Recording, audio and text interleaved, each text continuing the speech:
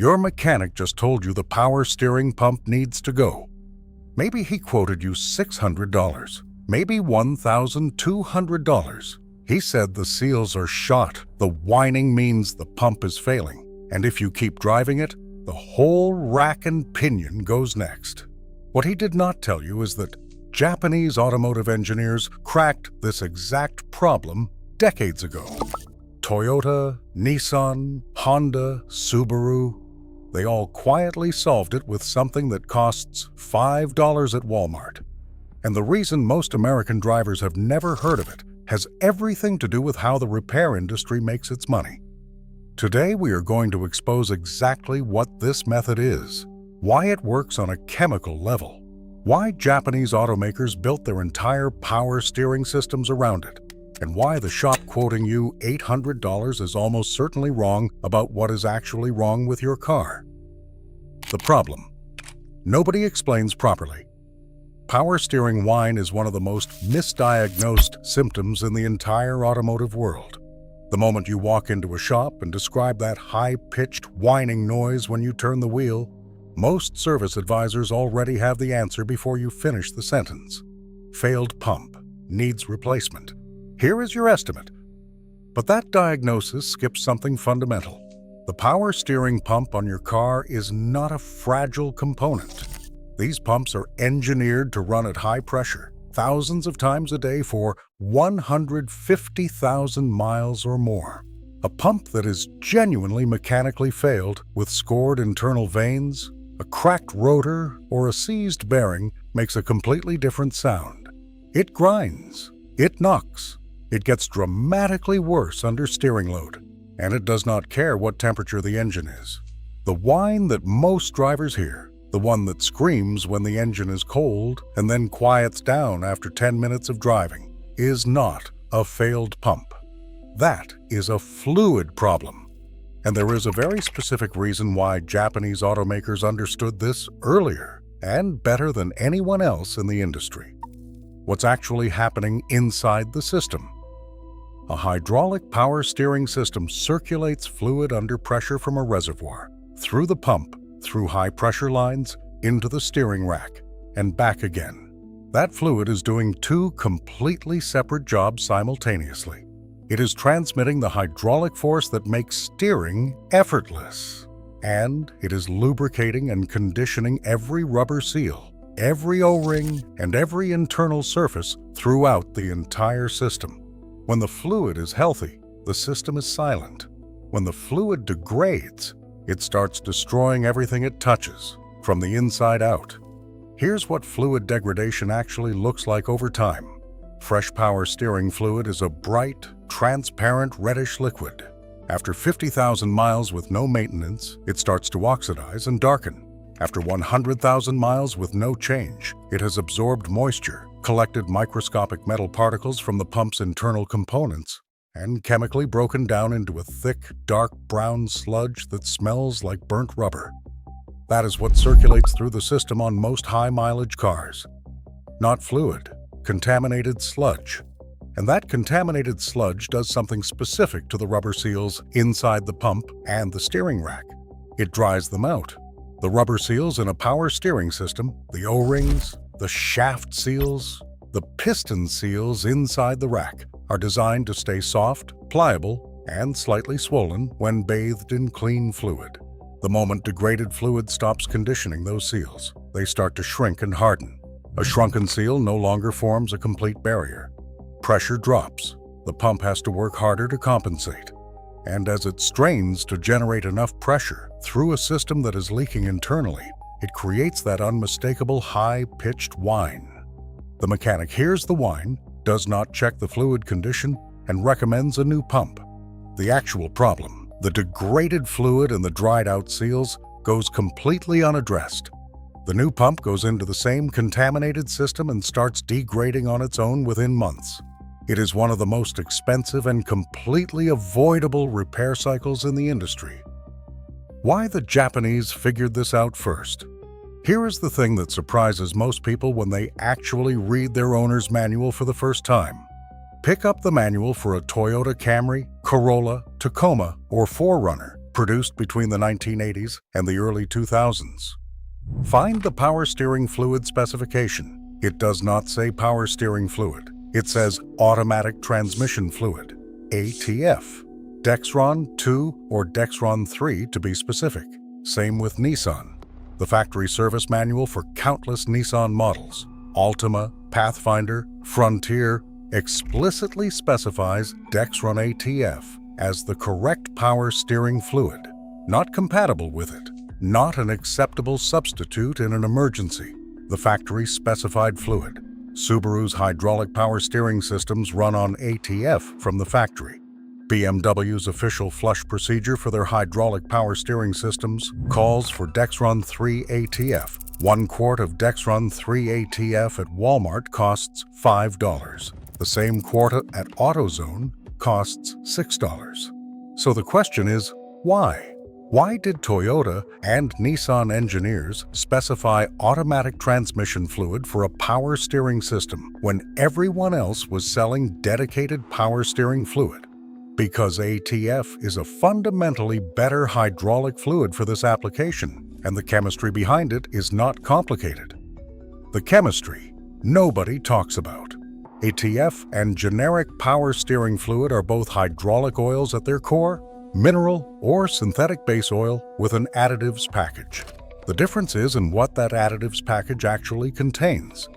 Generic power steering fluid has basic viscosity modifiers and some anti-wear protection.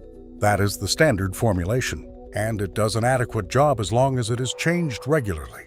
The problem is almost nobody changes their power steering fluid. It is not on the maintenance reminder sticker. Shops do not push it. And because the system is closed and does not consume fluid the way an engine consumes oil, most drivers go 150,000 miles on the original factory fill and never think about it. A TF, on the other hand, was engineered for the most punishing fluid environment in any vehicle, the automatic transmission. Inside a transmission, the fluid has to simultaneously lubricate clutch packs, cool friction surfaces under enormous heat, carry metal particles in suspension without scoring precision machined components, and keep rubber seals in perfect working condition through temperature swings that range from sub-zero cold starts to 300-degree operating temperatures under load. The additives package required to handle all of that is dramatically more sophisticated than what goes into generic power steering fluid. 2 specific components in ATF matter enormously for power steering restoration. The first is the detergent package. A TF contains detergent additives specifically formulated to dissolve varnish, the sticky, carbonized residue that oxidized fluid deposits on every internal metal surface it contacts. Years of contaminated power steering fluid leaves a layer of varnish inside the pump housing, inside the rack, inside every channel and passage in the system. Fresh ATF begins dissolving that varnish on contact. This is not a slow process. It starts working within the first heat cycle. The second component is what the industry calls seal swell agents. These are ester-based chemical compounds designed to cause nitrile and neoprene rubber to expand slightly, typically by 1 to 3% volumetrically. That sounds insignificant. In the context of a power steering seal, it is everything. A seal that has shrunk 2% due to fluid starvation and age is a leaking seal. It is no longer maintaining contact with the bore it was designed to seal. Restore that 2% volume and you restore the seal. The leak stops. The pressure loss stops. The pump stops screaming. This is why Toyota and Nissan specified ATF from the factory, not because it was cheaper, not because it was more available. It was specified because it works, because the seal conditioning chemistry in ATF keeps the entire hydraulic system in working order far better than generic power steering fluid can. They understood the long-term chemistry of the system and engineered the fluid specification around it. The real cost of getting this wrong. The average power steering pump replacement at an independent shop runs between $400 and $700 in parts and labor. At a dealership, you are looking at $700 to $1,200, depending on the vehicle.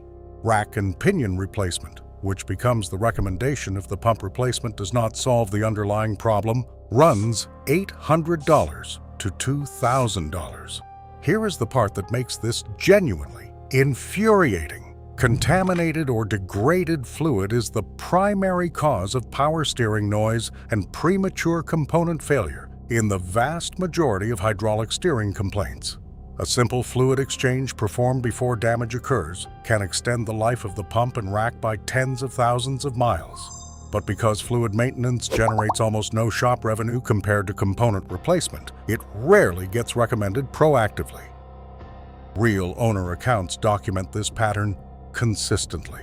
One Toyota Tacoma owner with a 200,000-mile truck had been dealing with a screaming power steering system for 2 years. 2 different shops quoted him between $550 and $650 for a new pump.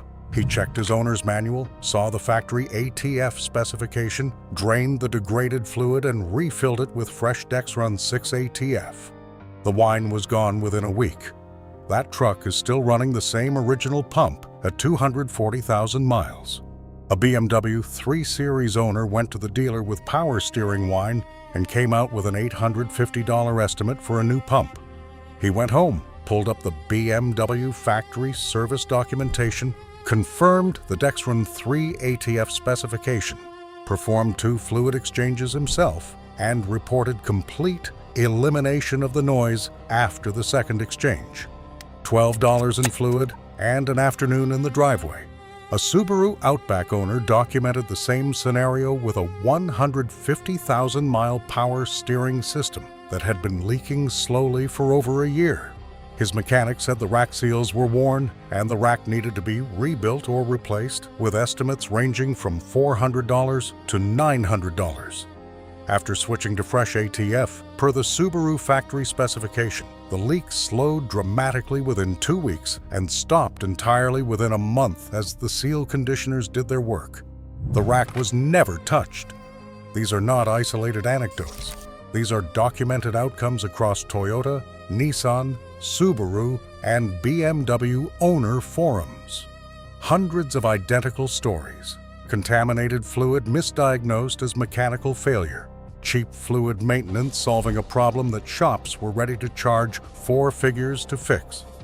What the shops know that they're not telling you. Here's the detail that reveals exactly how this information gets buried in the repair industry. Every certified mechanic and every reputable shop manual in existence specifies that before installing any new power steering component, pump, rack, or hose, the technician must flush the entire system of contaminated fluid first. This is not a recommendation. It is a requirement. Installing a new pump into a system full of degraded, varnish-laden fluid is a guaranteed way to destroy the new pump prematurely. That means the shop that quoted you $700 for a new pump knows the system needs a fluid flush. They are going to perform that flush as part of the job. They are going to charge you for it as a line item, and they are doing it after the pump replacement rather than as a first step before it, which is the correct diagnostic sequence if you actually want to know whether the pump itself is really the problem, or the fluid is. If the fluid flush were offered first at $30 to $50 as a diagnostic step, a significant percentage of those $700 pump replacements would never happen. That's not a revenue model any shop is interested in promoting. The Japanese automakers, by building systems that specified ATF from the factory, essentially forced their customers into using a better fluid with superior sealing chemistry from day one. Their hydraulic power steering systems, when maintained with the correct ATF, have a documented record of surviving 200,000 miles and beyond with no pump or rack intervention. That is not an accident. That is deliberate engineering. When this doesn't apply. Before we wrap up, let's be clear about the limits of what degraded fluid can explain. If the whine is constant at all temperatures and all conditions, never improving when the system is warm, and has been steadily getting louder over many months, That pattern suggests mechanical wear inside the pump, not fluid degradation. Scored pump veins and damaged internal surfaces are physical damage that no fluid chemistry can repair. That pump needs to be replaced. If the steering has a loose, wandering feel, if there is a dead zone in the center where the wheel moves without the car responding, or if you feel a knocking sensation over bumps, that is a mechanical rack issue, not a fluid issue. The internal components of the rack itself have worn beyond the point where seal conditioning makes a difference. If there is an obvious external fluid leak, a drip, a wet hose, a soaked component, the source is almost certainly a cracked hose or a damaged fitting, rather than a shrunken internal seal. Physical hose damage requires a physical repair. No fluid chemistry in the world fixes a crack. But here's the thing. Even in those scenarios, even when the pump or the rack genuinely needs replacement, knowing this information changes the conversation you have with your mechanic. It means you understand what the correct diagnostic sequence looks like. It means you know to ask whether the fluid condition was assessed before the estimate was written. It means you are not walking into that service bay without the context you need to make an informed decision about a repair that could run you $1,200 if you do not ask the right questions. What this actually tells us about how cars get maintained. The power steering fluid story is a window into something much bigger about how automotive maintenance works. The services that prevent expensive repairs, fluid changes, inspections, and filter replacements generate almost no revenue relative to the services that fixed the damage caused by neglecting those things. There is a financial incentive built into the system that works directly against the consumer's long-term interest. Japanese automakers did not just engineer better fluid specifications. They engineered a maintenance philosophy that prioritized system longevity over replacement parts revenue. Toyota's 300,000-mile engine reputation does not come from magic. It comes from decades of extremely deliberate decisions about fluid chemistry, maintenance intervals, and material specifications. The ATF power steering specification is one piece of a much larger picture where long-term system reliability was the primary design objective. American and European consumers started learning this lesson when they noticed that their 200,000-mile Toyota and Nissan trucks did not need the pump, rack, and hose jobs that their domestic vehicles needed at 120,000 miles. The fluid specification was a contributing factor, not the only one, but a meaningful one. A $5 quart of ATF can tell you whether your power steering problem is a fluid problem or a mechanical problem. Before any shop gets $800 out of you, that question deserves an answer. If this video opened your eyes to something your mechanic never mentioned, hit the subscribe button. Drop the make, model, mileage, and the quote your shop gave you in the comments below. I read all of them, and the best ones end up in future videos. Thanks for watching. See you in the next one.